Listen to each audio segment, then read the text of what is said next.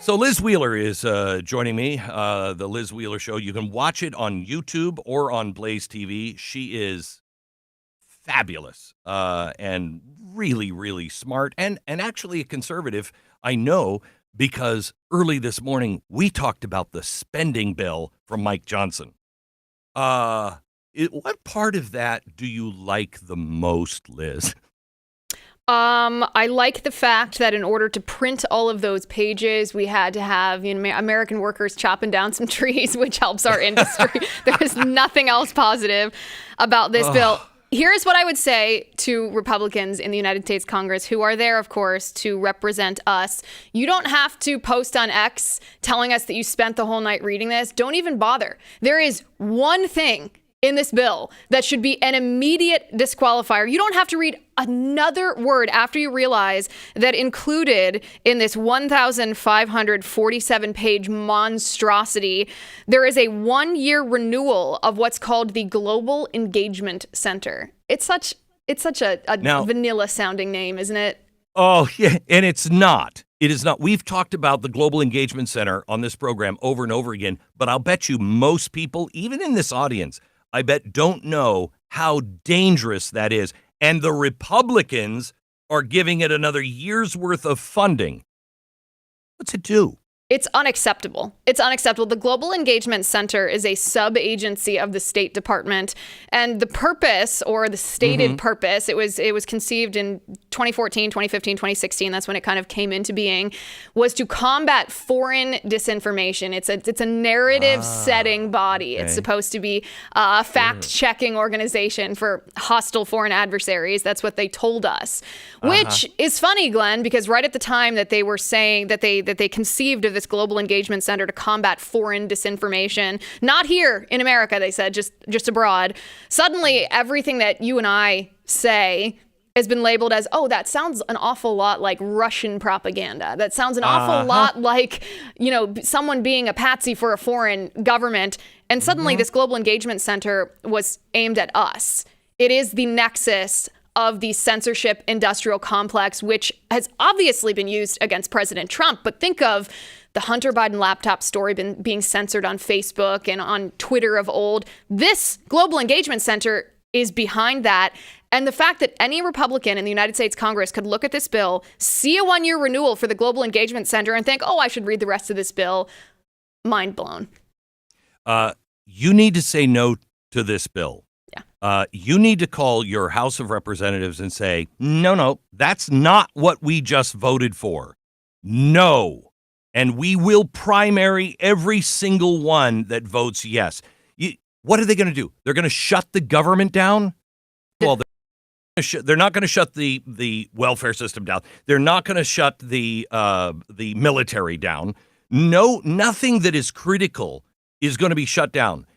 They should shut the government off with everything that we have learned and known. What good are they going to be up to while we're all thinking about Christmas and New Year's? Shut it off. You know what? Here's where I start with d.o.g.e. This is my beginning place. Hey, can you give me a list of everybody who raised their hand and said they were an essential employee for the government and has been showing up to work all through the pandemic and beyond? Okay, good. Give me that list. Everyone else, you're non-essential by your own definition or your boss's definition. You're fired. That's what it should be. You're not an essential worker, then what the hell are you doing? What are you doing? Why do we need you? This government is so bloated. It is so rife with corruption. The best thing here, I've said this for years. Can we try unplugging it and plugging it back in? Reset to factory settings. If we have these non-stop continuing resolutions, do you know what that means? It means there is no budget. Right. There's no actual budget. They're not discussing the budget. They're not saying where you're going to spend. None of that. None of that happens. They just keep saying, the budget we had, I believe in 2008 was the last one we passed. Do you know, Liz? No, it's also a betrayal, by the way. When you talk about the budget process, it's a betrayal on the part of Speaker Johnson because he specifically promised not to do this. This happens every year. We get to Christmas. Congress knows that we're busy taking care of our families and enjoying the holiday and going to church, and they try to cram all this poison through. Speaker Johnson, you promised not to do this. You are betraying not only your constituents but the entire American public. Give us one good reason why we should not have a vote to vacate your chair. Why? Why should we not do that to you? Because you have betrayed everything you promised. We'll probably hear that from Chip Roy in about an hour. Because Thomas Massey is just blood shooting from his eyes today. This is everything Thomas Massey said would happen.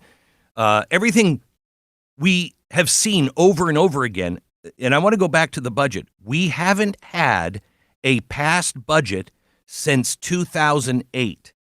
What's happened to our deficits since 2008? Why is it your family has to live on a budget? Because if you got to the end of the year and went, oh, you know what? I don't have money for taxes. Oh, well, I'll just get some from the Federal Reserve and I'll write them an IOU. That wouldn't happen. That only happens in the Biden family. Okay? Doesn't happen to you. You have to have a budget. Your company has to have a budget. Here's the world's largest corporation, if you will, employs more people than any other thing in the entire world, the history of the world, and we don't have a budget? How is that possible? Modern monetary theory. Yep. From the Obama administration. It's the chicken. Yep. I mean, it's coming to roost. This is what we said would happen if you stop acting like your money has value and instead you just print it at will. You don't have to have any, then government officials, meaning Congress members specifically, don't have to have any accountability to their voters because they'd never have to answer for the question that voters would pose to them and say, well, you passed this bill and you're spending my money in order to fund whatever your project is. Justify that to me. But if the Congress members aren't appropriating money via taxes, they're just printing it, there's no accountability. It is a blank check for their pet projects. You keep asking, as an individual American, because I know this is the way I feel, where is Joe Biden finding, I'm going to send another $900 million to Ukraine. A week later, I'm going to send another $500 million. Where's the debate on that? Because if that had to go through Congress, we wouldn't be approving all of those. He is pulling from all kinds of different budgets. He's just pooling the money, pull from here, pull from here, pull from here, and he's giving it without any debate, no congressional approval, no budget ramifications. No one is even saying anything about it. No one is saying the president is out of control. They're not even saying he can't control his bladder or his bowels anymore, let alone control himself with spending and live within the definition of the presidency. Well, here's the thing. Here's the thing. It's a hostage situation that's happening right now. Joe Biden himself can't tell the difference between a nickel and a dime. He is not in control of what's going on. I think you know that. The hostage situation. You think? Hang on. You think or you know? We know. Imagine a situation holding up a nickel and a dime. Yeah. Joe, can you tell the difference? I don't think so. Yeah. Maybe he'd be like, both for ice cream, please. Yeah, and also, he's not the president. He is not making these decisions. If he is, this is the Wilson administration.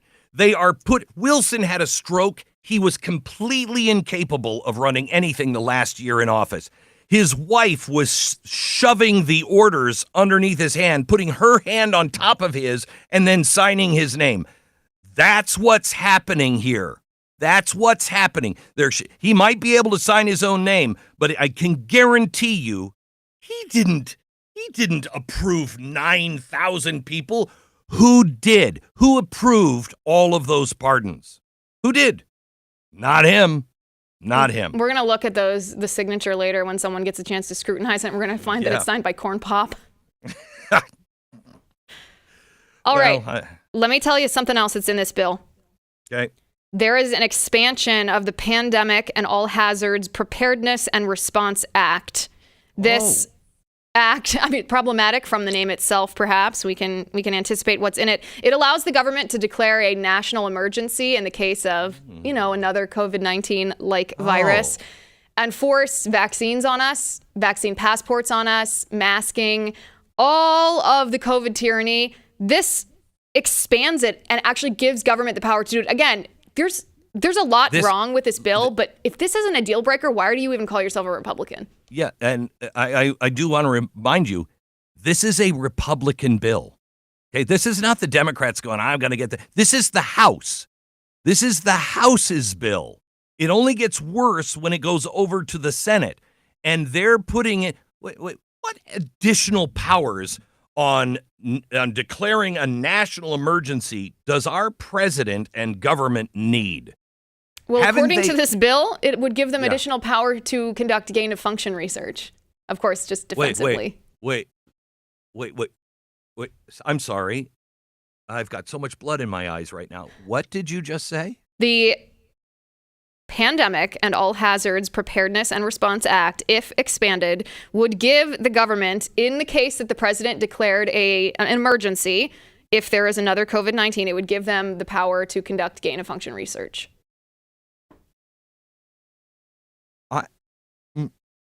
I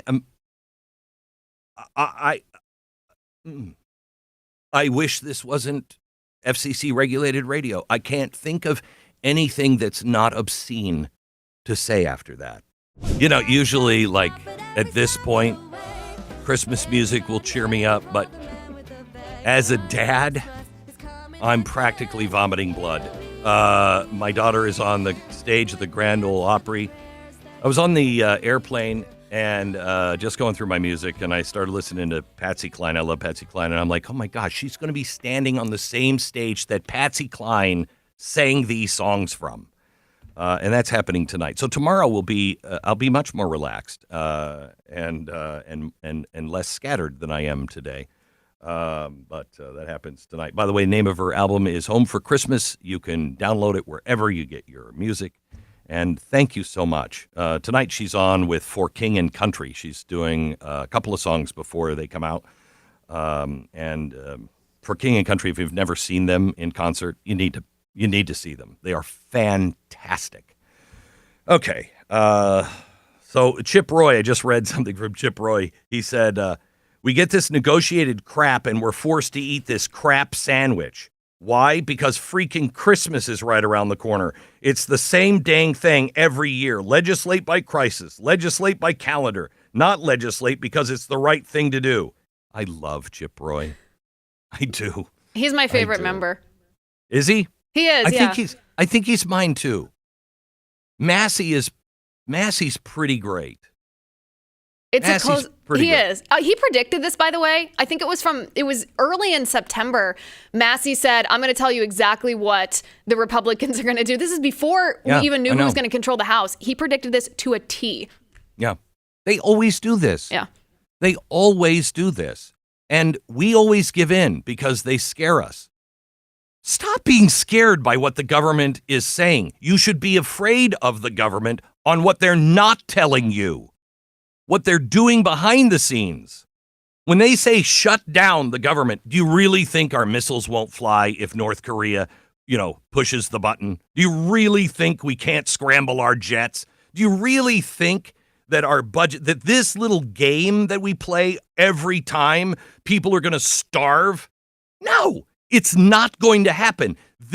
What happens every single time is they scare people and they're like, well, we can't shut down the government. We can't shut down. Yes, we can.